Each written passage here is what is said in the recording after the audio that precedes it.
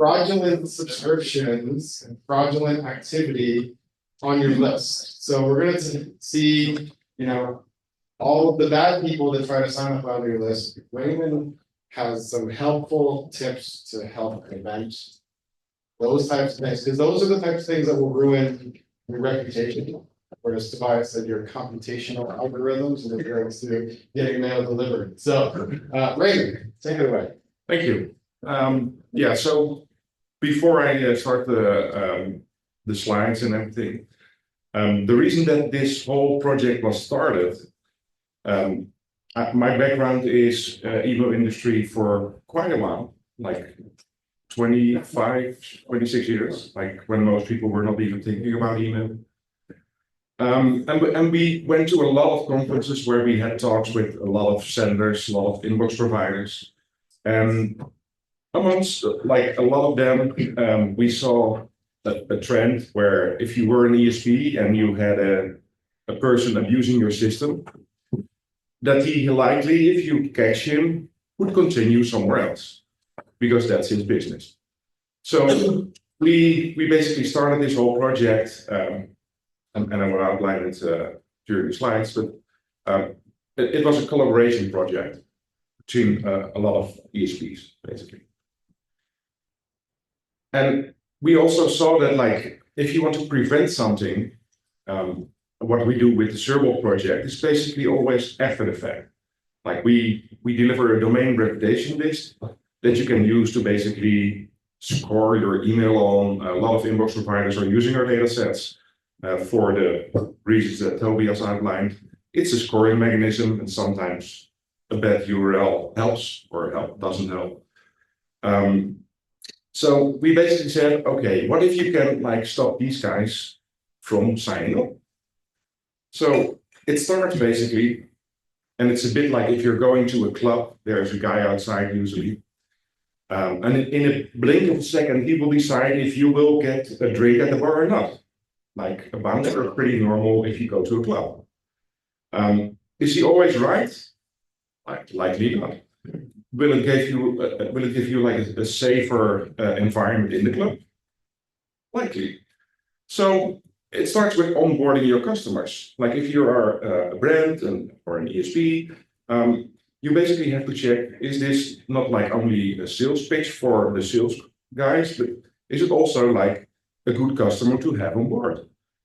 Because one customer can basically ruin your whole sending reputation that you build over the years quite carefully. But it can also be quite easily destroyed again.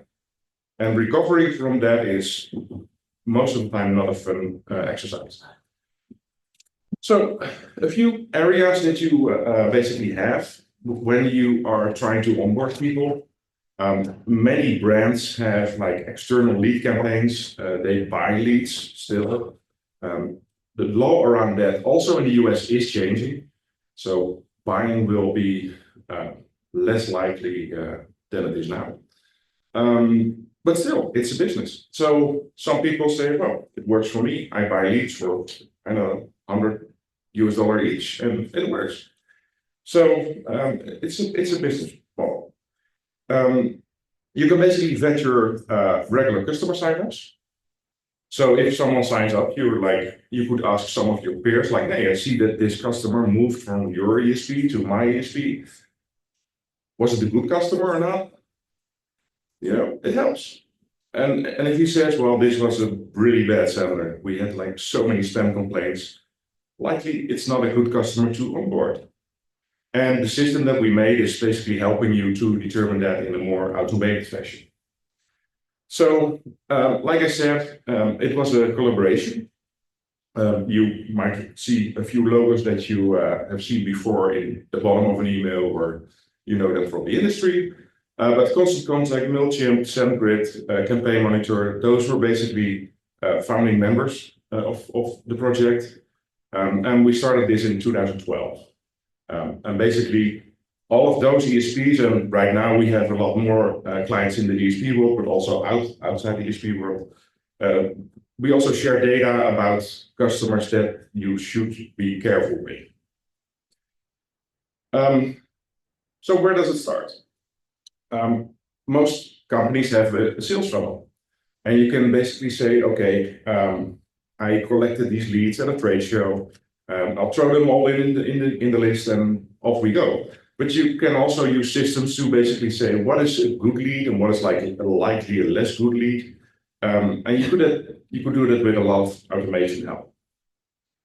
So, for example, website signups, you have a lot of information already, usually.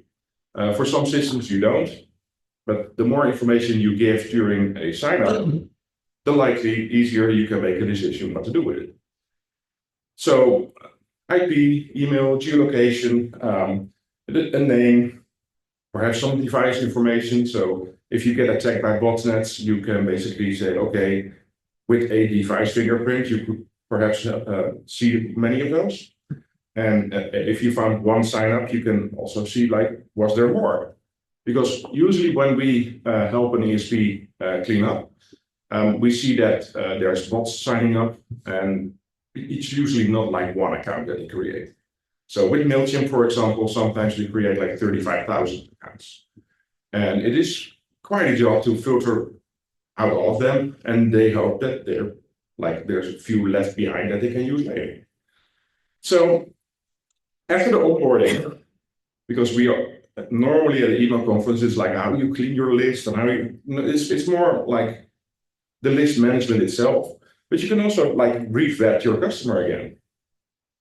Like if he signs up, there's, and it's a few years ago, there was a pretty bad group, and we called them the Adobers, which took over a lot of ESP accounts and started to send out with those pretty nice and clean email lists of your customers. They started to send out malware. And they knew that it had a very high deliverability rate because those lists were clean. Only the accounts were taken over. So all of a sudden, they were not sending out their commercial advertisements, but it was malware.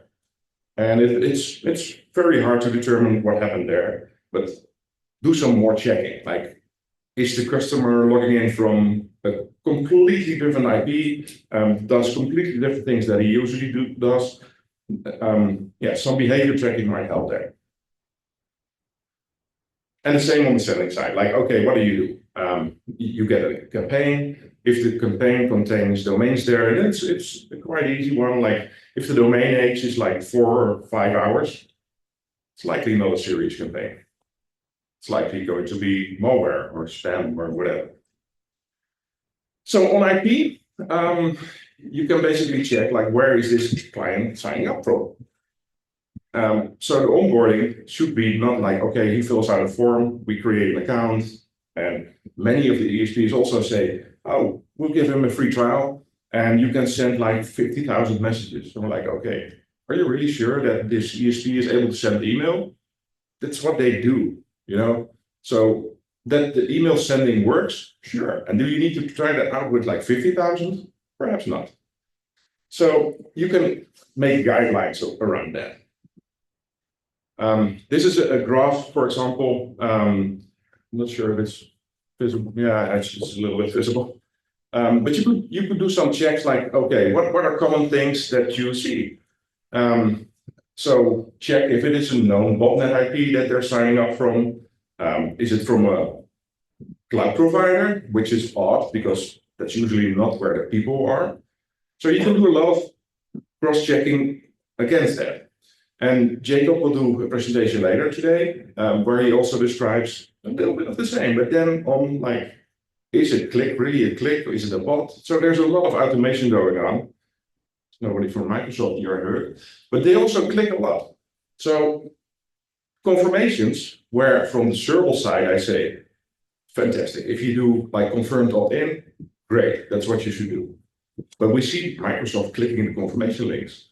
So also on that point, you need to take care, like, was this like the user or was this a bot? But Jacob will have a nice presentation about that. So if they sign up, like what is the age of the email domain? What is the reputation? And reputation is a rather vague term, but you can also build your own reputation. Like if you already get like very bad signups from a certain domain, do you want another sign up from that domain, or do you flag it somehow? So on email, there's a lot of things that you can easily do. Like depending on the type of business you are in, it's likely not like if you're doing a B2B, you have different profiles than B2C. But if you're doing B2B and the customer signs up with a throwaway email address, that's basically an email address that will be valid for a few hours and then it's gone, that's likely not a good sign, right? So there's a lot of things during sign up that you can think about. Where can you basically tighten the process a little bit? And usually when you flag a malicious sign up, you can see a lot more. So sometimes you didn't see the pattern before, but once you start to see it, it's getting a lot easier. And the system basically does a lot for that. The same with fingerprinting. So we developed an own fingerprint algorithm, put that on the sign-up forms, and we can basically flag them by fingerprint. And usually, when the IP changes, when they use a different proxy server, we are still able to map those accounts together, which usually is quite fun. So here's an example where you see a lot of Gmail addresses, a lot of different phone numbers, sign-up times for like variation of that. But this is one user, and the simple takeaway, one ID. So that's an easy one, right? You could have seen that in your sign-up. So it gets more interesting if it's like this. Completely random IPs where they sign up from. Every sign-up was from a different IP. The emails are like, well, not the best emails if you look at them, but they're all different. The sign-ups also, different countries. But basically, this is also one actor that we were able to glue together. If you would do this like, and you would just see the sign-ups, you were like, yeah, we're being attacked, but is this the same user? We don't know. So, and in detail, we give the metadata. So if you want to see like, why exactly was this a bad idea to take this in as a customer?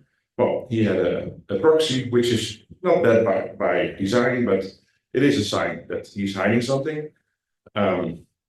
So basically, if you don't care about that, fine. But we give you the metadata so you can make up what decision you want to do. So there is also not like a standard profile. Even with our vetting suite, you need to basically tune it a little bit to your audience, to your client type. An easy way is always to explain it. The throwaway addresses and free mail addresses are for B2B, usually not the best. But if you sign up at a dating site, a throwaway address is pretty common. Especially if you're married and you sign up on the dating site to do other stuff, you don't want to use your regular email there. So depending on the type of industry you're in, you might have different profiles. And to outline those profiles, we have a lot of case studies that we did with customers.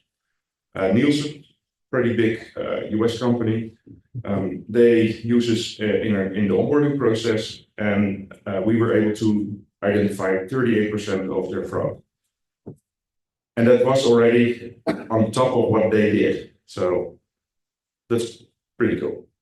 Booking.com, and you might say, well, why would they do a lot of vetting? Booking.com at a certain time had a lot of properties that you could rent out that did not exist. So you were like basically traveling somewhere, like just like an Airbnb. You're like, hey, it is the street, but there's no hotel, you know. So they needed vetting also to basically have like less fraudulent interactions there.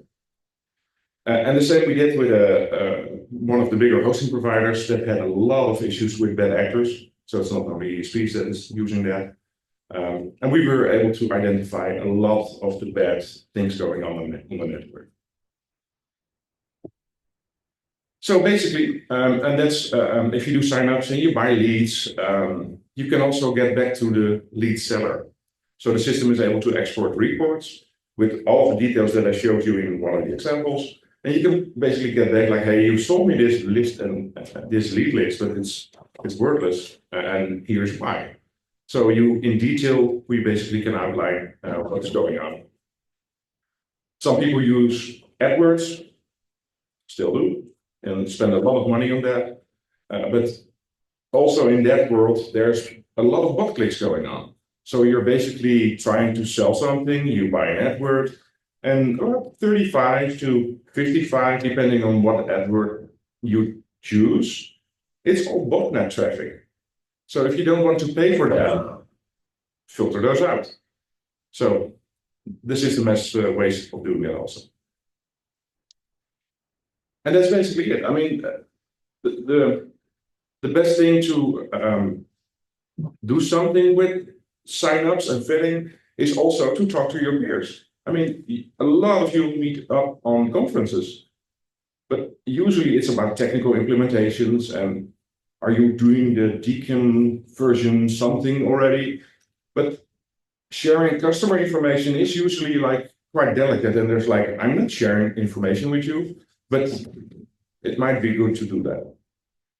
If somebody is basically rejected on your network, you can say, oh, let him go to my competitor, but it will happen the other way around also. So collaborating on that aspect will help you a lot.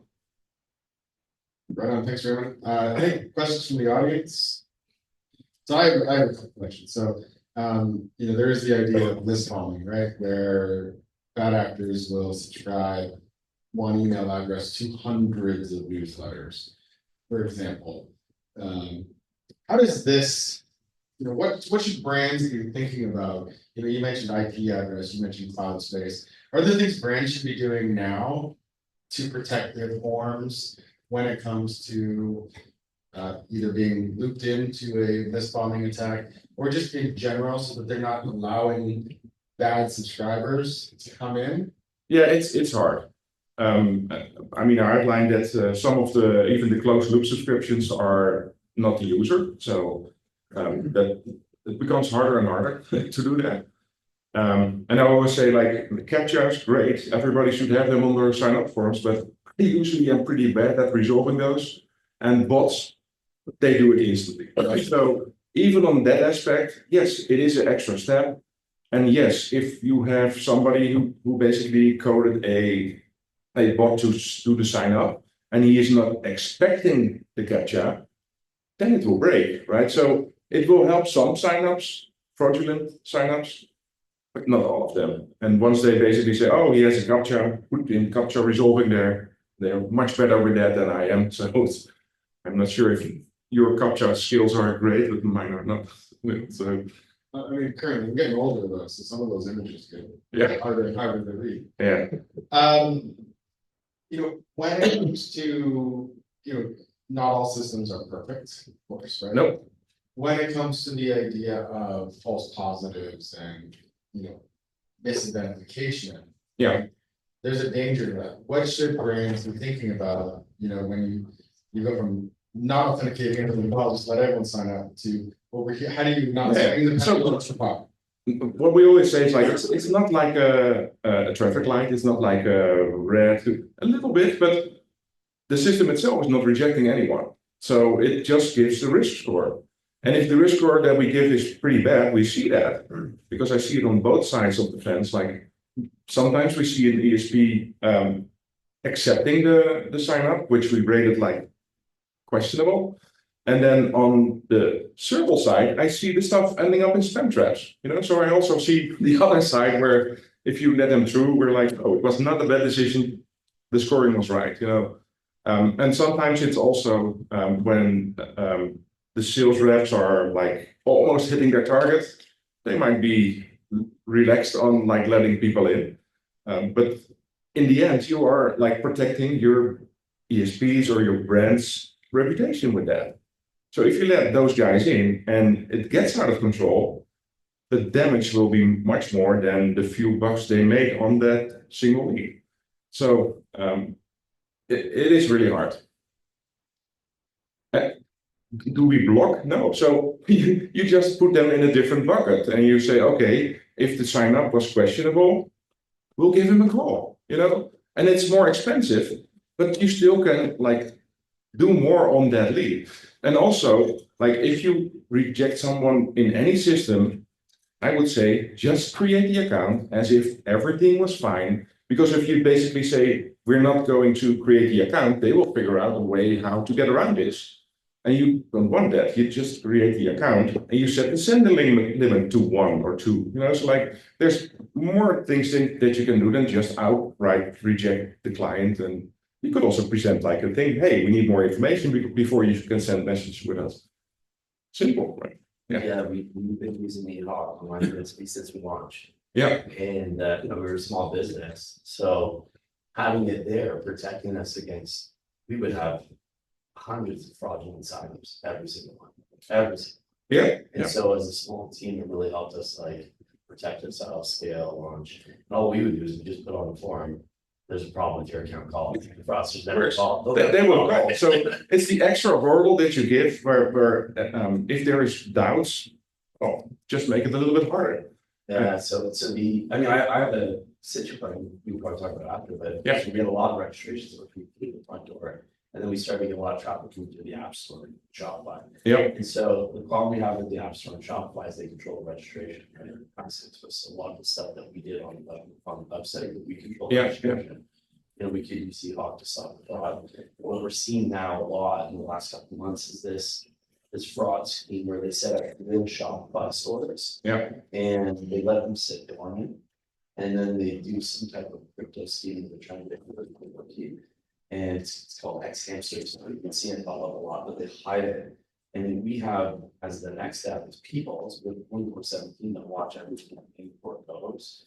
But it's very difficult because there are real products in there. It's sending back to within this registration. And only at the end, they pop this in. So this is like, we've tried everything. Yeah. We run a huge free sign up program. Yeah. And we're constantly getting hit by it. This is like it will be a cat and mouse game forever. Right. If you try to do your best, they will figure out something else. Yeah. And with the use of we have the buzzword AI. A lot of the bad people use that. So gathering information about a real person is super easy. Like the new scams that are going around, they send a PDF with a picture of your house. Yeah. So it gets kind of scary, but that's where we're going. So what advice would you give a marketer that has, maybe they're launching a new product, they buy a new domain, or they're doing a summer special, so they launch some like, winabarbecue.com, right? But it's for their brand. What type of planning or what type of thing should they do so that when it comes time to move that into their platform, their ESP or their vendor or Shopify, whatever it happens? Yeah.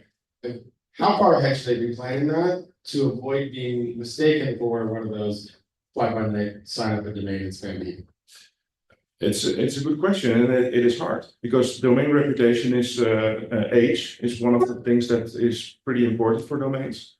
So when you even think about a specific domain for a campaign and not the brand that you always use, you could always have like a subdomain also, like winafort.com or whatever. So it's not always needed to have that extra domain. And you really have to be careful because the reputation systems, the inbox providers, everybody has that rating thing. And if this is a one-time campaign, it is really hard to build up the reputation. The reputation you build up over time. And if it's a one-time, there's no build-up. I would not advise a lot of sister domains for things like that. I could see you happen. So, like, I know you run with SURBL, you have like the fresh 30 new domains. So it's like minimum 30 days, 31 days, or like, I would say obviously longer is better. But I would say 45 to 60 is better, but a lot of bad guys also run like used domains. So domains which basically expired. Registration sites have pools of those domains, so you can pick a 15-year-old domain and do your thing. No, it's just part of the reputation, the domain name, but it's not per se a bad sign. Another question was just adding up to what Raymond said and what Tobias mentioned before, the computational trust, so reputation of an existing campaign. matters. I know from my other providers that they look at the domain age, so it doesn't make sense to quickly sign up for a campaign-based domain and hoping that's gonna be business meaning out of it.